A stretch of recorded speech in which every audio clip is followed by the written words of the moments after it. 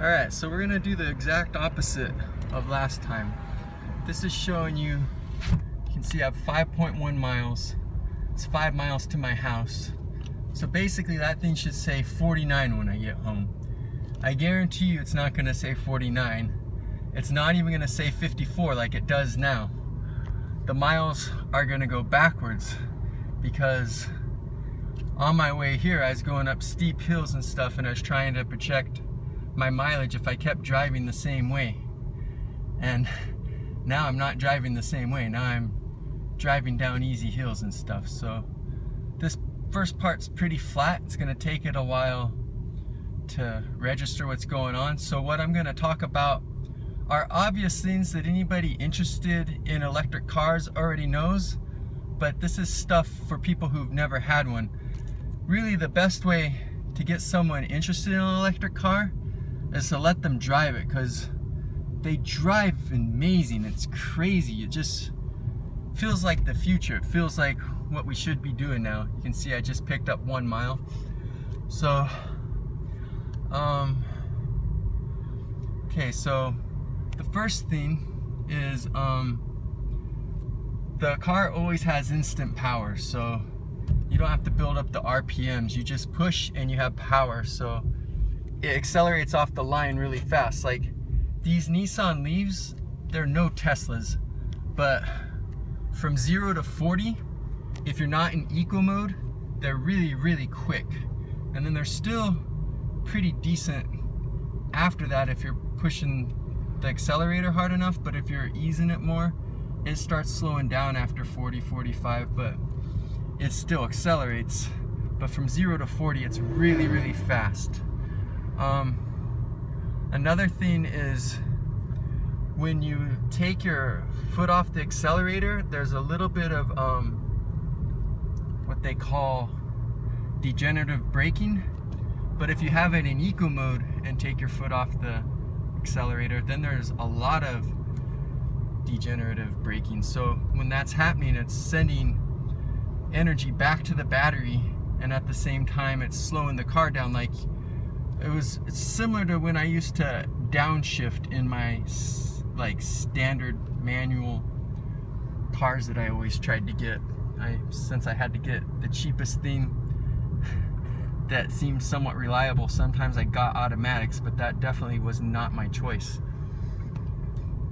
And there was some other things I had in mind, but I guess I totally made my brain dead by working out so hard at the gym, because I can't remember a thing. You can see I've already picked up a couple miles here. It's really, really nice how quiet these cars are. That part I love a lot. And oh, now I remember, so all the battery packs in pretty much every one of these cars is really low. It's like kind of on the base of the car, and so that makes them handle really, really good. Like this car can handle around corners way better than any of my other cars, even though it's heavier than probably all of them were. So that part's really, really cool. You'll be surprised how stable you'll feel. You're like hugging the road. So kind of sorry that it took me a while to remember that. Like I said, I just finished working out really, really hard, and it pretty much wiped me out. So you can see now we've gone 2 miles, and instead of the thing going from 54 to 52, it's gone from 54 to 57, because it's trying to project based off of how I'm driving now. So this changes a lot, and what I found most helpful in this circumstance is to not pay attention to the number on the screen, but instead either pay attention to those bars, because they tell you how much percentage of your battery you have left, and after you drive the car a week or two, if you're paying attention at all, you'll have a good idea how far it can go on a certain number of bars depending on what you're driving. Like you'll know that if you're accelerating up steep hills, a certain amount of bars only takes you so far, but if you're going on relatively normal ground, they'll take you further, and if you're going downhill, they'll pretty much take you forever. And then the other thing that's even more exact than that is, remember in the one video I pointed to how if you go past the door handle to the vent and go under, there's the thing where the trip odometer is and stuff, and then there's the square that's shaded in. Well, if you push that thing that gives you the options, one of them is battery. So see, right now I have 71% of my battery. That's exact. Like, I'm not making any guesswork off of numbers it's giving me. I'm not giving any guesswork off the number of bars or anything. I'm looking there and I see I have 71% of my battery. So that's a really, really good one. That's like my favorite. I like this one too though. Like, that's my favorite to check things. This is my favorite to leave it on all the time. Right now I'm getting 8 miles to the kilowatt, which is insane, but that's because I'm going downhill.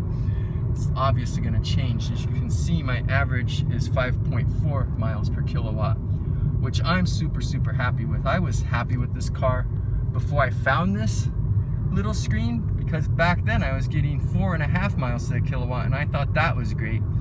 But now I have this screen and it kind of gives you an idea how economical or uneconomical your driving is. It's easier to like drive more energy efficient because you always have that little reminder right there showing you what you're doing at this time. Oh, there we go. We dropped down to like 4.5 or something, back up around 6. All good numbers, so I'm not complaining. Oh, it's getting hot in this car. I rolled the windows up because I didn't want all that wind noise. But where are we at now? 58 miles. So you can see I've gone over, we're almost at 4 miles into the 5-mile trip. And instead of saying 50 miles, I have 58 miles. So you can see how silly these numbers are. And I was kind of feeling like I was gonna put an end to this because I feel like I'm just rambling on, but now that I'm only a mile from the house, I might as well go the whole way and see if we pick up 1 more mile. Basically, it's like we're every mile we drive, we're like gaining another mile, which is pretty silly. I wish I could always do that. Whew. It's a beautiful day today. Look at that out there. Kind of bright, you can't see. There's a guy there. Last thing I want to do is run him over. All right, back out there.